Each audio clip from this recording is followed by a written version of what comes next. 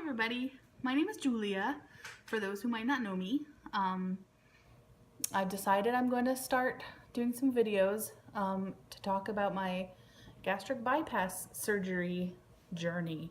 There's so many blogs out there of people just like me talking about the exact same thing, but there's, subtle changes in everybody's, and I think that it helped me a lot to watch other people's videos, and I just want to be another resource maybe for those who are looking to hear some details and what to expect, and help you decide whether or not this is for you, because it's a big decision, and there's a lot of commitment. So I'm gonna get the actual bypass surgery, not the sleeve, not the gastric band, not the other one that I can't remember, but the bypass. So they're gonna actually cut my stomach pretty much out of my body and attach my intestines to my esophagus. So I barely have much of a stomach. So that's a big deal, right? I mean, it's laparoscopic, which is good. No big cuts, no big incisions, unless something goes wrong. But I've been reassured that doesn't happen often at all. So as I said, my name is Julia. I live in Florida on the Gulf Coast. I live with my husband and my little son, who's a year and a half old. I live with my parents as well, in a big house, and we all live in harmony and happiness ever after. And I think a lot of the reason why we moved back in with my parents at 33 is partially due to me weighing too much, and I can't accomplish things that I used to and work the way I once was able to, and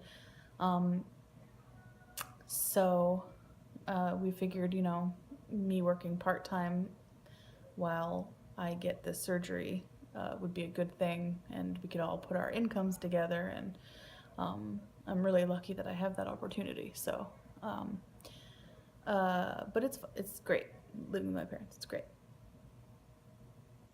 So my current weight is 379.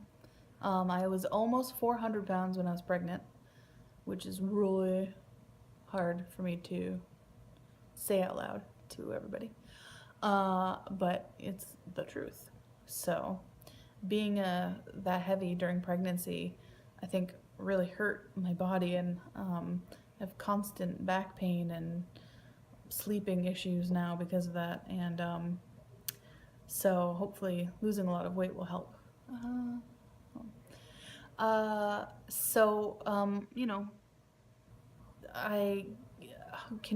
What contributed to my weight is probably emotional eating, as they call it. I am not like, when I'm PO'd, I'm not gonna eat a bag of Doritos, but it's a comfort thing for me, I think. So that's gonna be really hard for me personally to battle with.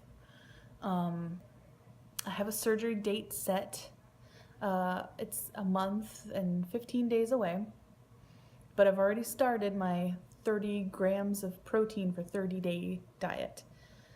30 grams of protein per day for 30 days before your surgery date. It's something that you have to do.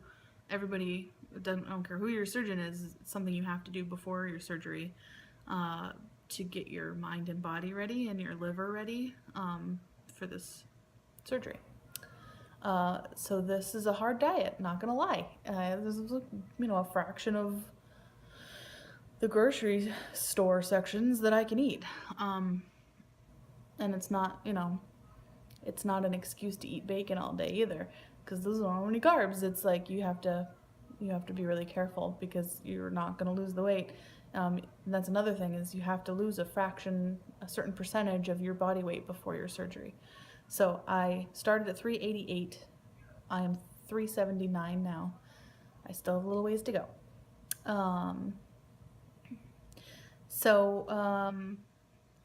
The reasons why I chose to do this surgery are pretty much like everybody else's. I am physically unable to do a lot of things. I want to be a good role model for my son and be able to play with him and run around outside with him, and you know, be able to just physically do more with a little toddler. It's just exhausting thinking about him. But I love him. It's so worth it. What else can I say? You have to do a lot of pre-op appointments with doctors. I have to do, I've done a lot of them already, but you have to do like a psych evaluation. You have to do a sleep test. You have to speak with a nutritionist. You have to get x-rays and ultrasounds and blood work, and I have to get an endoscopy, which is the little camera down the throat, and a colonoscopy, which is something else up the other thing. And then if all of those go well, then I'm allowed to get the surgery, as long as I meet my percentage of body weight lost before. And another motivator for me personally is that I'm paying out of pocket for this, because of course our insurance doesn't cover it, which is a whole nother thing to Google. It's stupid. I mean, it could save so much money for the state, you know, in the long run, because if I don't get the surgery, I'm going to get a lot of other things wrong. But as I said, that's a whole nother issue. So anyway, I'm going to wrap it up. I'm going to try to keep these short. I'm just going to, you know, just do a video to update when, you know, I get closer to my surgery day, and you know, maybe I'll do a special one on how fun my endoscopy and colonoscopy was, and sleep study. I can't wait for that one too, where I get to sleep in a lab hooked up to machines, and that's going to be fun because I can hardly sleep as it is. But I have a pre-op appointment this month in 20 days, and I'll be sure to make a video after that and let you know how it's going. And so thanks for watching, and good luck to you if you're somebody who's thinking about the surgery, and I'll keep you posted.